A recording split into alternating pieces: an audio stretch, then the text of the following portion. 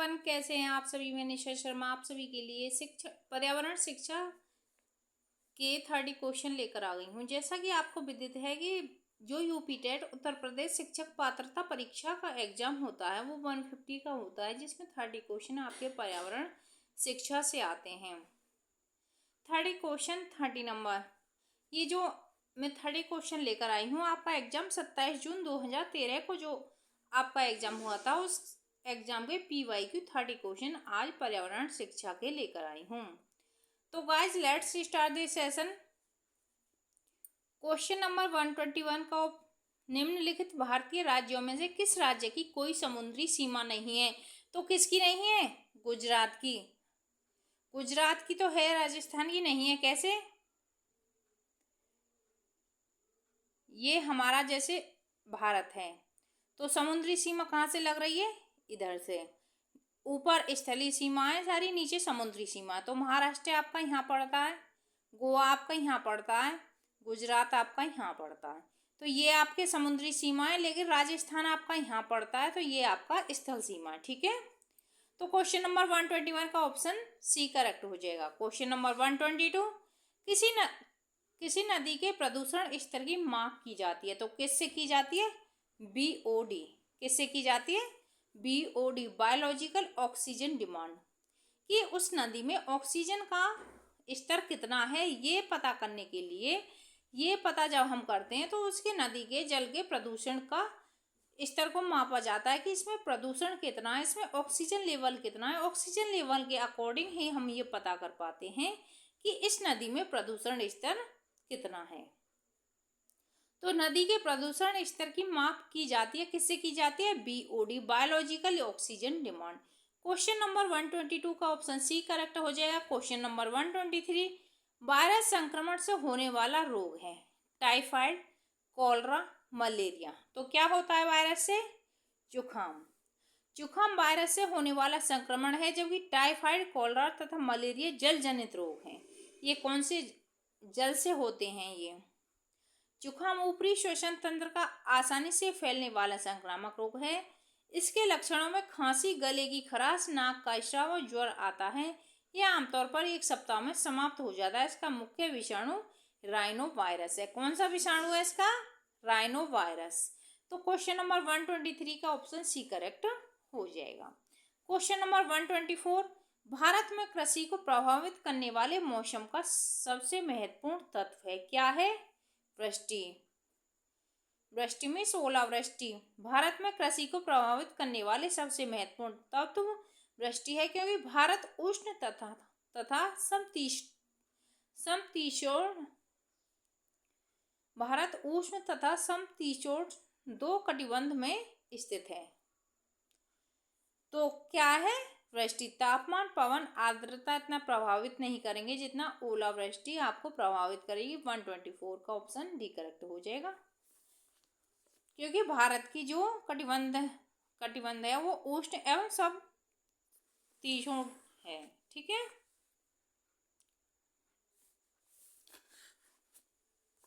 Question number 125, वायुमंडल की सबसे ठंडी परत कौन सी है? तो वायुमंडल की सबसे ठंडी परत कौन सी है? मध्यमंडल।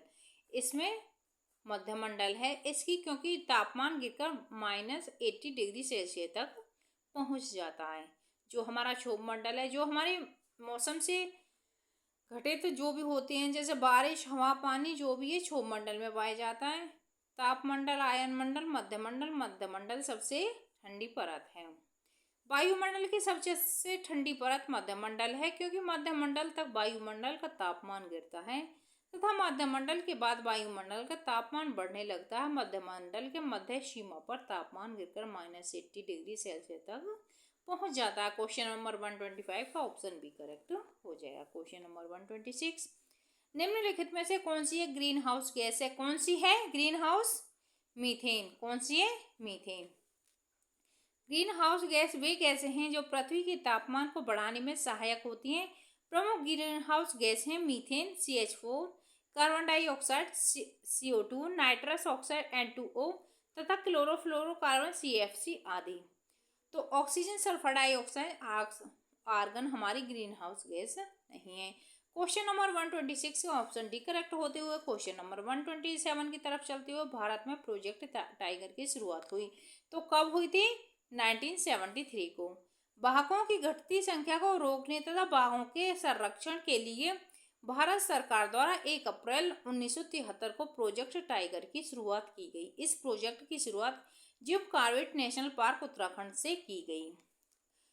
जो 2018 में हमारी क्या हुई थी, जनगणना हुई थी टाइगरों की, तो 2936 थे, लेकिन 2022 में जो जनगणना हुई थी उसमें आपके 3126 थे। लेकिन अब जो जनगणना होगी 4 साल के अंतराल पे जनगणना होती है, तो 2026 में ऐसा लग रहा है कि और ज़्यादा आपकी बाघों की संख्या पहुंच जाए। क्वेश्चन नंबर 127 का ऑप्शन ए करेक्ट हो जाएगा। क्वेश्चन नंबर 128, पृथ्वी तल पर उस काल्पनिक रेखा को क्या कहते हैं जो 180 डिग्री मेरिडियम यामोत्तर पर खींची जाती है? तो क्या कहते हैं?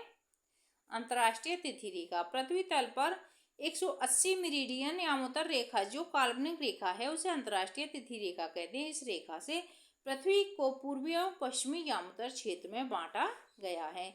क्वेश्चन नंबर 128 का ऑप्शन ए करेक्ट हो जाएगा। क्वेश्चन नंबर 129, निम्नलिखित में से किस राज्य में गल्फ ऑफ मन्नार मैरीन राष्ट्रीय पार्क स्थित है? तो गल्फ ऑफ मन्नार मैरीन कहाँ पे है? तमिलनाडु में। गल्फ ऑफ मन्नार की खाड़ी में स्थित राष्ट्रीय पार्क भारत के तमिलनाडु राज्य में स्थित है। यह उथले पानी की खाड़ी है जो हिंद महासागर में लक्षद्वीप सागर के एक भाग का निर्माण करती है। भारत के रामेश्वरम द्वीप से लेकर श्रीलंका के मन्नार द्वीप तक स्थित है। यह भारत का दूसरा सबसे बड़ा बायो रिजर्व भी है। क्वेश्चन नंबर 129 का ऑप्शन बी करेक्ट हो जाएगा। क्वेश्चन नंबर 130 की तरफ चलते हुए जनगणना 2011 के अनुसार भारत का लिंगानुपात था कितना था? 940 1000। एग्जैक्ट क्या था? 943 अनुपात 1000। 1000 लड़कों पर 943 लड़कियां थीं, लेकिन इसमें इस तरीके का 943 नहीं दे रखा, तो 940 अनुपात 1000 हम मानेंगे। क्वेश्चन नंबर 131, क्वेश्चन नंबर 130 का ऑप्शन ए करेक्ट होते हुए क्वेश्चन नंबर 131 की तरफ चलते हुए निम्नलिखित में से किस प्रणाली को किसान का मित्र कहा जाता है? निम्नलिखित में से किस प्राणी को किसान का मित्र कहा जाता है? तो मधुमक्खी को केचुआ को किसान का मित्र कहा जाता है। चींटी, मधुमक्खी, तितली को नहीं कहा जाता। ठीक है, क्वेश्चन नंबर 131 का ऑप्शन बी करेक्ट हो जाएगा। क्वेश्चन नंबर 132, पर्यावरण को बचाने के लिए चिपको आंदोलन से कौन सा राज्य जोड़ा है? कौन सा आंदोलन? चिपको आंदोलन कहाँ से हुआ था? ये उत्तराखंड से। चिपको आंदोलन की शुरुआत वृक्षों के कटाव के विरुद्ध प्रसिद्ध पर्यावरणविद सुंदरलाल बहुगुणा तथा चंडी प्रसाद भट्ट के नेतृत्व में उत्तराखंड के चमोली जिले से की गई थी। इस आंदोलन को वर्ष 1973 में प्रारंभ किया गया था। क्वेश्चन नंबर 132 का ऑप्शन सी करेक्ट हो जाएगा। क्वेश्चन नंबर 133 की तरफ चलते हुए जीवों के व्यवहार का अध्ययन किया जाता है, तो किस में किया जाता है? इथोलॉजी में।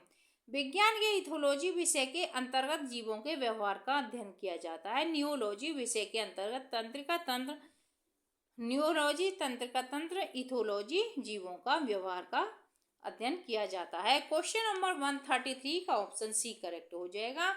क्वेश्चन नंबर 134 की तरफ चलते हुए समुद्री शैवाल किसके महत्वपूर्ण स्रोत हैं? तो किसके महत्वपूर्ण स्रोत हैं? आयोडीन के। समुद्री शैवाल आयोडीन के प्रमुख स्रोत माने जाते हैं। इसकी कमी से ग्वाटर घेंगा रोग हो जाता है, जिसमें थायराइड ग्रंथि में सूजन आ जाती है। समुद्री शैवाल में आयोडीन की प्रचुरता वाले शैवाल लेमिनोरिया या सिवार हैं। यह व्यापक रूप से चिकित्सा में प्रयोग किया जाता है। तो क्वेश्चन नंबर 134, समुद्री शैवाल किसका महत्वपूर्ण स्रोत है? किसका है? आयोडीन का। क्वेश्चन, आयोडीन की कमी से कौन सा रोग हो जाता है? घेंगा रोग हो जाता है। क्वेश्चन नंबर 135, सेक लाइकेन है। सेक लाइकेन क्या है?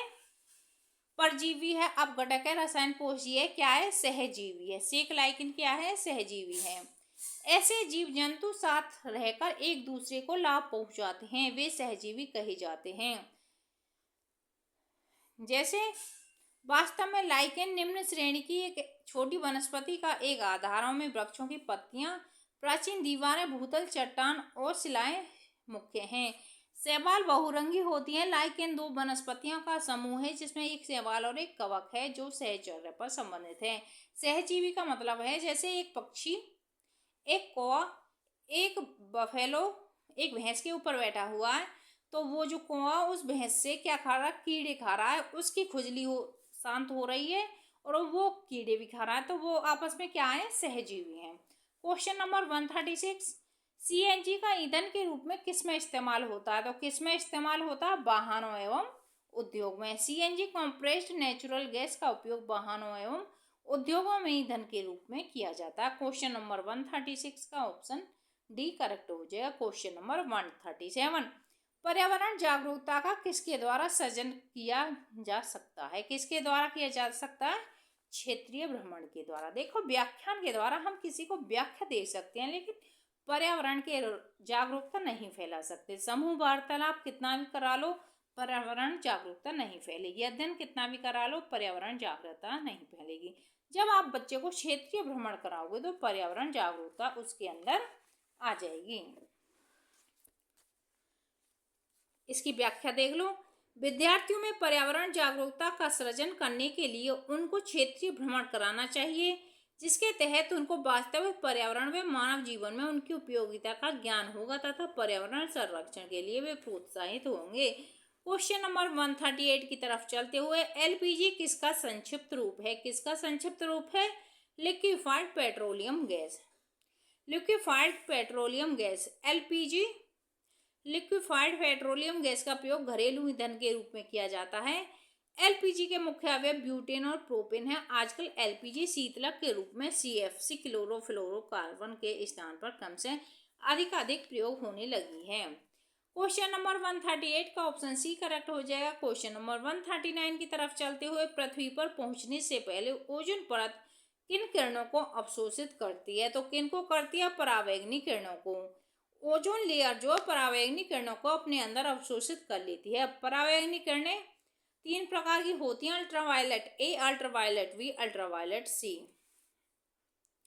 सूर्य से आने वाली हानिकारक परावैंगनी किरणों को ओजोन परत द्वारा अवशोषित कर लिया जाता है, जिससे ये किरणें पृथ्वी तक नहीं पहुंच पाती हैं। ओजोन परत की सांद्रता डॉप्सन इकाई में मापी जाती है। क्वेश्चन नंबर 139 का ऑप्शन सी करेक्ट हो जाएगा। क्वेश्चन नंबर 140 की तरफ चलते हुए, चमगादड़ स्तनधारी है क्योंकि वह बच्चे देता है। स्तनधारी कौन होते हैं? जो बच्चे देते हैं, और जो अंडे देते हैं वो स्तनधारी नहीं होते हैं। क्वेश्चन नंबर 140 का ऑप्शन डी करेक्ट हो जाएगा। जीव वैज्ञानिकों ने चमगादड़ को स्तनधारी वर्ग में रखा है क्योंकि चमगादड़ बच्चे को जन्म देती है तथा उन्हें दूध पिलाती है। चमगादड़ एक रात्रिचर प्राणी है। क्वेश्चन नंबर 140 का ऑप्शन डी करेक्ट हो जाएगा। क्वेश्चन नंबर 141, पर्यावरण की परिभाषा क्या है? एंटीबायोटिक एवं बायोटिक घटक। पर्यावरण में 2 घटक पाए जाते हैं, एंटीबायोटिक और बायोटिक घटक। पर्यावरण अनेक तत्वों से मिलकर बना है जो व्यवस्थित समूह में होता है, जिसमें सभी घटक बायोटिक तथा अबायोटिक प्राकृतिक में संतुलित रूप में रहते हैं। क्वेश्चन नंबर 141 का ए ऑप्शन करेक्ट हो जाएगा। क्वेश्चन नंबर 142, निम्नलिखित अंतर्राष्ट्रीय संस्थाओं में कौन सी संस्था वन्यजीव संरक्षण के प्रति समर्पित है? तो कौन सी है? IUCN, international union for conservation of nature की स्थापना की गई, लेकिन ये इसमें नहीं है, तो इस पे एक्स्ट्रा नंबर दिए गए थे उस टाइम पे बच्चों को, क्योंकि इसमें IUCN नहीं दिया गया था। क्वेश्चन नंबर 140 का ऑप्शन IUCN करेक्ट हो जाएगा। क्वेश्चन नंबर 143, कृत्रिम वर्षा के लिए मेघबीजन के लिए प्रयुक्त रसायन है, क्या है? Silver iodide. सिल्वर आयोडाइड का प्रयोग कृत्रिम वर्षा कराने के लिए मेघ बीज के रूप में किया जाता है। क्वेश्चन नंबर 143 का ऑप्शन सी करेक्ट हो जाएगा। क्वेश्चन नंबर 144 की तरफ चलते हुए, बायोडीजल तैयार किया जाता है, तो जेठोर्फा से बायोडीजल तैयार किया जाता है। बायोडीजल का निर्माण जेठोर्फा, करकास, पोनगेमिया आदि के पौधों से होता है। देश का पहला बायोडीजल संयंत्र काकीनाडा आंध्र प्रदेश में स्थापित किया गया था। विश्व ओजोन दिवस मनाया जाता है, तो कब मनाया जाता है? 16 सितंबर को विश्व ओजोन दिवस मनाया जाता है। क्वेश्चन नंबर 146 सिल्वीकल्चर संबंधित है वन एवं वन उत्पाद से। सिल्वीकल्चर।